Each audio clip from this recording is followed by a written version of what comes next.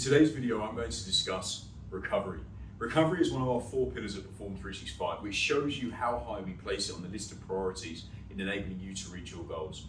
Something we say is you can only train as hard as to what you can recover from.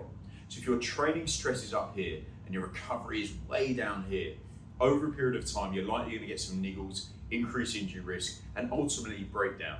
And we know consistency of training is vitally important to enable you to progress and reach your goals. So if you're not recovering right, you're not going to be able to be consistent with your training. We look at a 3-pronged approach: training stress, recovery, and adaptation.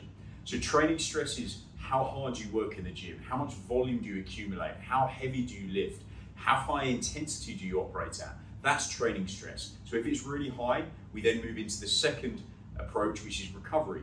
If your recovery is low and your training stress is high, as previously mentioned, you're just not going to recover from that high training stress.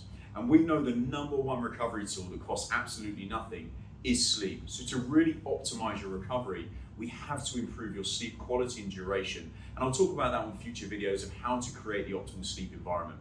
So if your training stress is high and your recovery is now high, we adapt. And adaptation simply means an improvement towards your goal. So we want positive adaptations to drive physiological change to get you close to your goals. But if you're missing this middle piece, recovery, you're not going to adapt and you're not going to improve. So yes, dominate in the gym. Yes, have high training stress. Of course, manage your high and low training days with our traffic light system. So not all days are created equal. Certain days will be red and there'll be a really tough training day.